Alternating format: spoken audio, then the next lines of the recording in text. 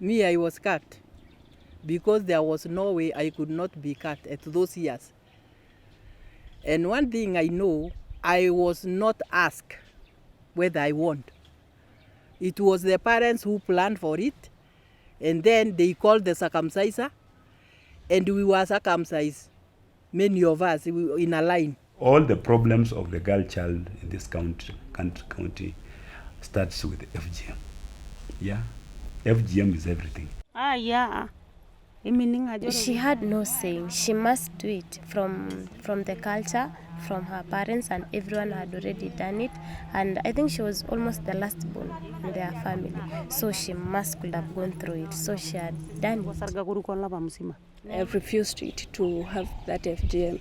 For now, through that refusing the FGM, that thing it has made me to be my father thrown me out of home. He threw away my mother.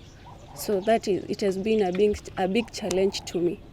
What is it that the community still believes in this culture? And they say it's our tradition. A tradition, yes, but then has a negative impact on the sexual reproductive health on the girl child and the women. Obviously, within the Maasai community, there are practices that are negative, that we know and are harmful, and the Maasai community itself is waking up to that idea that actually there isn't any benefit to this practice. So it is being challenged. The Maasai women play a very big role in terms of the economy. But unfortunately, the society is quite patriarchal. Like the woman will take care of those animals at home, but the husband may even sell those animals while he's in town here. You just call and say, you go and pick a particular animal and it is sold. So they're never really consulted. Yeah, they produce labor, yeah, but the fruits of that labor is not really tangible. They cannot have it. It's the man that controls almost everything. To me, I don't see the any importance of being circumcised, because I cannot increase my age because I'm being circumcised. I cannot change my face because I'm being circumcised. I cannot be beautiful because I'm being circumcised. I just look like others.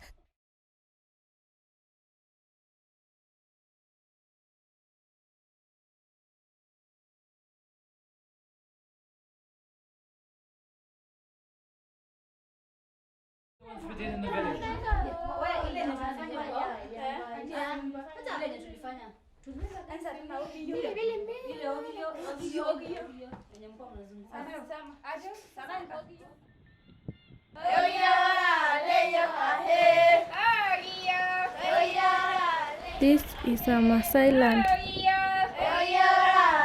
traditionally a land of livestock. More recently, a land of crops like maize, barley, and potatoes. These are the homes where we live. Our houses are normally made from mud. This is where we sleep. Here we build fire to keep warm. This is where we cook.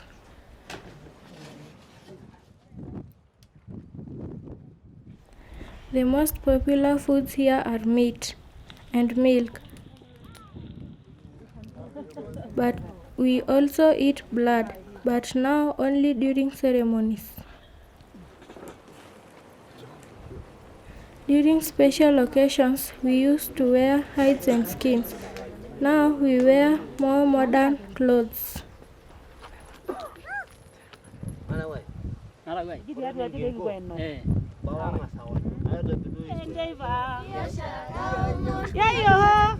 During ceremonies and at other times, we like to sing and dance.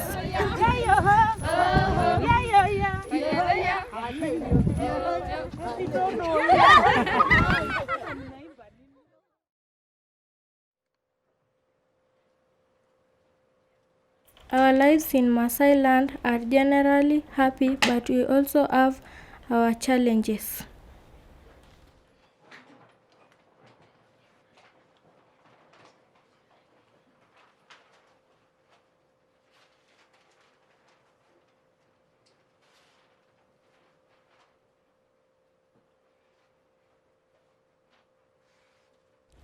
FGM is the cause of most problems here.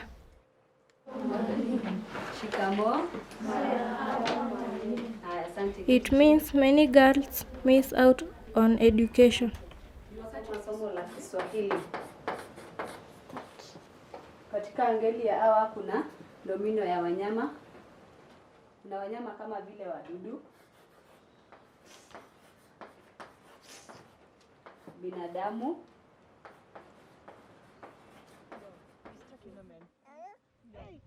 It also creates many orphans and abandoned children.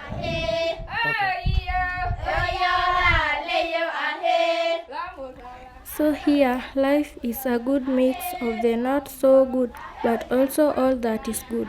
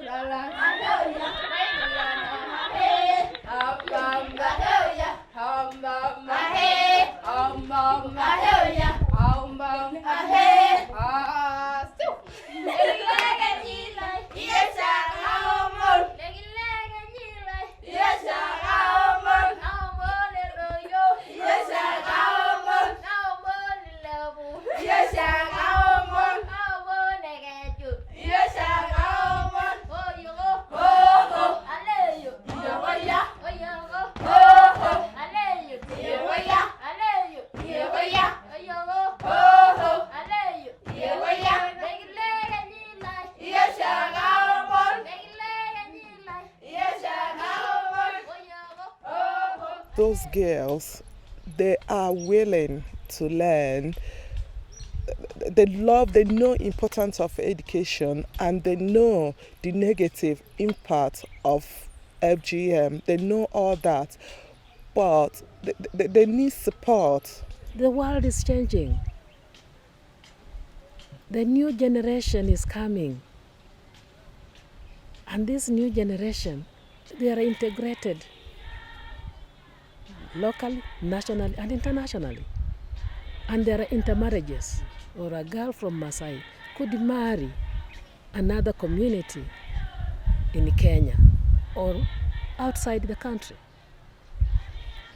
So it can never be retained as a tradition. We've been telling the old men, it is us the young men who need this girl not to be circumcised. So leave the girl for us, because if your women, your wives were circumcised, it is us who are saying don't circumcise our women. And the government has come up with a policy of free primary education, which is also compulsory. Because previously when parents used to pay something, you'll find parents will prefer to take the boy to school and leave the girl. But now the government is saying you have to make the playing field level. They're amazing women. They're bringing about change. They're strong, professional. You've just got to admire the circumstances that they're working in, the society that they're working in, and yet they're still managing to bring about change. It kind of humbles you, really. And when I was sitting in that line, I remember, and I still remember up to now, I told God in my heart, whatever is going to happen in me, it is not my will, but it is parents' will.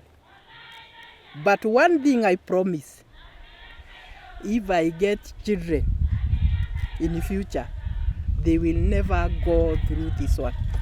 You sort out FGM, you have sorted out everything. Yeah, and that's why you see some of us are very determined in terms of doing almost anything to resolve and eradicate FGM.